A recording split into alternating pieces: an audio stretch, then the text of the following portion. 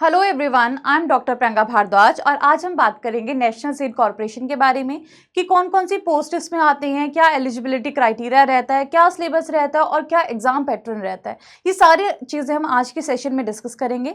तो चलिए स्टार्ट करते हैं एनएससी के बारे में। तो सबसे पहले अगर हम एनएससी की बात करें तो NSC stands for national seed corporation. National seed corporation है और ये गवर्नमेंट ऑफ इंडिया के अंडर आता है। पोस्ट की बात करें तो हम एग्रीकल्चर रिलेटेड चीज़ों की अगर बात करें, यहाँ पे आप देखेंगे इसमें मैनेजमेंट ट्रेनी, सीनियर ट्रेनी और ट्रेनी की पोस्ट यहाँ पे देखने को मिलती है। अलग अलग डिपार्टमेंट्स में, कुछ प्रोडक्शन में देखने को मिलती है, कुछ हमें प्लांट प्रोटेक्शन में देखने को मिलती है, कुछ क्वालिटी कंट्रोल में देखने को मिलती है और कुछ हमारे पास में एग्रीकल्चर मार्केटिंग, एग्रीकल्चरल स्टोर या परचेज एक्सेट्रा की पोस्ट हमें देखने को मिलती है। तो यहाँ पे अगर हम इन सब चीज़ों की बात करें पोस्ट के अलावा कि क्या इंपॉर्टेंट क्वालिफिकेशन रहती है, तो अगर आप ट्रेनी की बात करें जैसे एग्रीकल्चरल ट्रेनी है या क्वालिटी कंट्रोल है, मार्केटिंग है, एग्रीकल्चरल स्टोर्स हैं या परचेज हैं, इसके लिए जो मिनिमम क्वालिफिकेशन रहती है वो रहती है बीएससी एग्रीकल्चर। और एक और चीज़ हमें पता होना चाहिए कि जब हम एनएससी का एग्जाम देते हैं या फॉर्म फिल करते हैं, आपको इन सब में से सिर्फ एक पोस्ट के लिए अप्लाई करना होता है। आप सब पोस्ट के लिए अप्लाई नहीं कर सकते, सिर्फ डिपेंडिंग अपॉन योर इंटरेस्ट आपको एक पोस्ट के लिए अप्लाई करना होता है। और क्वालिफिकेशन की बात करें तो क्वालिफिकेशन हमने बोल दिया कि यहाँ पे हमें जो बीएससी एग्रीकल्चर है वो होनी चाहिए, मिनिमम 60% मार्क्स होने चाहिए। और इसके अलावा कंप्यूटर का नॉलेज जो है वो मैंडेटरी है कि आपको जो बेसिक फंक्शंस हैं एमएस ऑफिस के, पावर पॉइंट के, वो सारे बेसिक फंक्शंस आपको पता होने चाहिए। इसके अलावा अगर हम बात करें तो इसका जो ट्रेनिंग पीरियड रहता है वो लगभग 1 साल का रहता है। तो यहाँ पे शुरुआत में जब आप ज्वाइन करते हो तो आपको प्रोबेशन पीरियड पे रखा जाता है 1 साल के लिए। अगली बात करते हैं कि मैनेजमेंट ट्रेनी की अगर हम बात करें तो मैनेजमेंट ट्रेनी के लिए जो क्वालिफिकेशन है हमारे पास वो एमएससी एग्रीकल्चर है। अगर हम क्वालिटी कंट्रोल की बात करते हैं तो उसके लिए specialisation agronomy, seed technology, plant breeding या जेनेटिक्स की होनी चाहिए। और अगर हम वैसे किसी और ट्रेनी की बात करें या प्रोडक्शन में बात करें तो स्पेशलाइजेशन हमारे पास में हॉर्टिकल्चर में होती है। डिपेंडिंग अपॉन दी पोस्ट हमारे पास में अलग अलग क्वालिफिकेशंस यहाँ पे है, बट हमें ये चीज़ पता होनी चाहिए कि जब हम ट्रेनी की बात करते हैं तो जो बीएससी एग्रीकल्चर वाले हैं वो सारे उसके लिए एलिजिबल होते हैं। और जब हम यहाँ पे मैनेजमेंट ट्रेनी की बात करते हैं तो वहाँ पे हमारे पास में एमएससी की क्वालिफिकेशन होना इंपॉर्टेंट है या फिर एमएससी की क्वालिफिकेशन मैंडेटरी है। वो डिपेंड करता है कि पोस्ट कौन सी चीज़ के लिए निकली है और क्या आपकी क्वालिफिकेशन उस पोस्ट के साथ मैच कर रही है या नहीं मैच कर रही है। थोड़ा सा अगर हम आइडिया लें तो जो सैलरी अराउंड है ट्रेनी के लिए, यहाँ पे आप देख सकते हैं 25,000 के आसपास यहाँ पे आपको सैलरी मिलती है शुरुआत में। और अगर हम मैनेजमेंट ट्रेनी की बात करें तो वहाँ पे जो सैलरी है अराउंड 58,000 आपको देखने को मिलती है। आगे बात करते हैं कि ये जो आपकी क्वालिफिकेशन है, ये जो आपकी क्वालिफिकेशन है ये रिकॉग्नाइज्ड यूनिवर्सिटी से होनी चाहिए बाय गवर्नमेंट ऑफ इंडिया, या फिर अगर किसी स्टेट की एजेंसी ने उसको रिकॉग्नाइज किया है तो यानी कि आपकी जो क्वालिफिकेशन है वो रिकॉग्नाइज्ड जगह से होनी चाहिए। आगे बात करते हैं कि एज लिमिट क्या है। तो एज लिमिट में आप देख सकते हैं जैसे यहाँ पे मैनेजमेंट ट्रेनी की हम बात कर रहे हैं, सीनियर ट्रेनी की बात कर रहे हैं, ट्रेनी की बात कर रहे हैं, तो तीनों में 27 साल से ज़्यादा एज नहीं होनी चाहिए। और इसमें भी रिलैक्सेशंस हैं, जो भी गवर्नमेंट नॉर्म्स की रिलैक्सेशन रहती है। जैसे for example SC ST caste के लिए हमारे पास में 5 साल का रिलैक्सेशन है। ओबीसी के लिए, ओबीसी में भी सिर्फ नॉन क्रीमिलियर 3 साल का रिलैक्सेशन देखने को मिलता है। पर्सन विद डिसेबिलिटीज में हमें 10 साल का रिलैक्सेशन देखने को मिलता है। और जो एक्स सर्विसमैन है वहां पे हमें 5 साल का रिलैक्सेशन देखने को मिलता है। आगे बात करते हैं कि एग्जाम का पैटर्न कैसा रहता है। तो यहाँ पे आप देख सकते हैं जैसे मैनेजमेंट ट्रेनी है या ट्रेनी है, यहाँ पे जो आपका एग्जाम रहता है उसमें कंप्यूटर बेस्ड टेस्ट रहता है स्टेज 1 में, यानी कि सीबीटी रहता है। और जब आपका टेस्ट होता है और इंटरव्यू होता है तो जो टेस्ट होता है उसका वेटेज 70% रहता है और जो इंटरव्यू होता है उसका वेटेज 30% रहता है।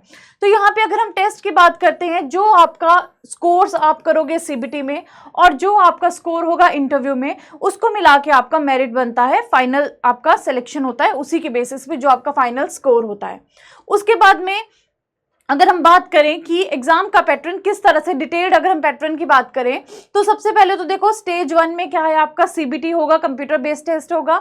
इसमें भी जो ड्यूरेशन रहता है वो 90 मिनट्स का रहता है लगभग, यानी कि 1.5 घंटे का यहाँ पे पेपर होता है। और 90 मिनट्स ऑफ ड्यूरेशन में आपको 100 नंबर ऑफ क्वेश्चंस को सॉल्व करना होता है।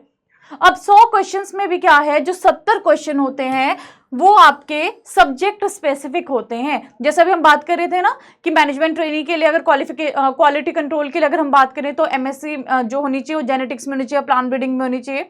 तो वहां पे क्या है, बेसिकली जो आपका कोर्स है, कोर्स से रिलेटेड जो सब्जेक्ट का कोर है उससे रिलेटेड नॉलेज जो है वो 70 क्वेश्चंस वहां से आएंगे, और बाकी के जो बचे हुए 30 क्वेश्चंस हैं वो आपके एप्टीट्यूड हो गया, रीजनिंग हो गया, करंट अफेयर्स हो गया, जीके हो गया, इंग्लिश हो गया, यहाँ सबसे रिलेटेड जो आपके क्वेश्चंस है 30 क्वेश्चन वहां से पूछे जाएंगे। यानी कि जो आपका मेन सब्जेक्ट है जिसपे आपका होल्ड है, वहां से नंबर ऑफ क्वेश्चन, ज्यादा नंबर ऑफ क्वेश्चन हमें यहाँ पे पैटर्न में देखने को मिलते हैं। 70 नंबर ऑफ क्वेश्चन यहाँ पे आप देख सकते हो हमें देखने को मिल रहे हैं। इसके अलावा अगर हम बात करें कि एक क्वेश्चन 1 नंबर का रहता है, नेगेटिव मार्किंग होती है, हाँ जी होती है, 0.25 यहाँ पे नेगेटिव मार्किंग रहता है। मैक्सिमम नंबर हमने बोल दिया 100 नंबर है। अब ये जो सीबीटी होता है ना, इसमें आपको मिनिमम क्वालिफाइंग मार्क्स लेने पड़ते हैं।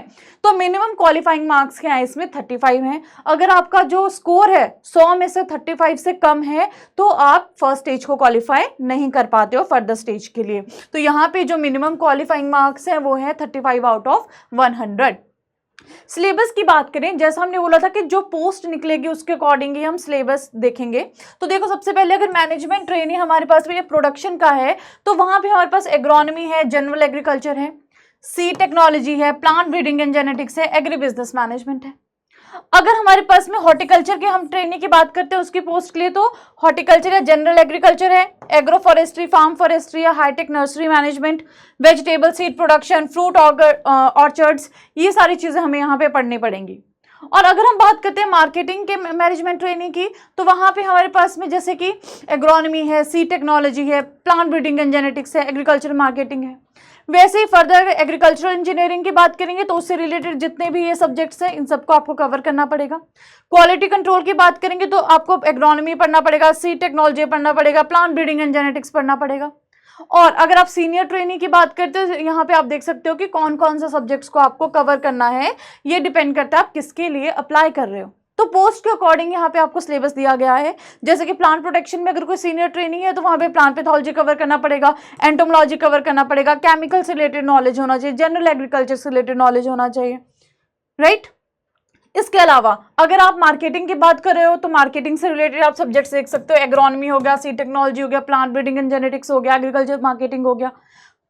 तो ये सब आप सिलेबस देख सकते हो और पोस्ट के अकॉर्डिंग इन्हीं सब्जेक्ट्स को आपको कवर करना होता है। अब अगर हम बात करते हैं ट्रेनी की, यानी कि जितने भी ग्रेजुएट्स हैं उनके लिए अगर हम बात करें, तो अगर आप एग्रीकल्चर के लिए अप्लाई कर रहे हो तो हमने बोला कि एक तो बीएससी एग्रीकल्चर होना चाहिए। अगर हम मार्केटिंग की बात करते हैं तो आपको एग्रीकल्चर इकोनॉमिक्स आना चाहिए। इसके अलावा जितने भी एग्रीकल्चर के सब्जेक्ट्स हैं वो आपको पता होना चाहिए, कुछ एक्सेप्शंस भी हैं। एग्रीकल्चर स्टोर्स के लिए अगर अप्लाई कर रहे हो तो वहां पे आपको प्रीडोमिनेटली या मोस्ट इंपॉर्टेंटली आपको प्लांट पैथोलॉजी एंड एंटोमोलॉजी का पता होना चाहिए। उसके अलावा जितने भी आपके सब्जेक्ट्स एग्रीकल्चर के with some exceptions. Then purchase की बात करें तो परचेज में आपको बीएससी एग्रीकल्चर का पूरा नॉलेज होना चाहिए। अगर हम ट्रेनिंग इंजीनियरिंग की बात करते हैं, स्टोर की बात करते हैं, तो एग्रीकल्चर इंजीनियरिंग पता होनी चाहिए, मैकेनिकल इंजीनियरिंग का पता होना चाहिए। अगर हम ट्रेनिंग क्वालिटी कंट्रोल की बात करते हैं तो वहां पे आपको सी टेक्नोलॉजी का पता होना चाहिए, और इसके अलावा बीएससी के जितने भी आपने सब्जेक्ट्स पढ़े हैं वो सारे आने चाहिए। तो ये हमारे पास में इंपॉर्टेंट सब्जेक्ट्स हैं अकॉर्डिंग टू द पोस्ट जो आपको पढ़ने हैं।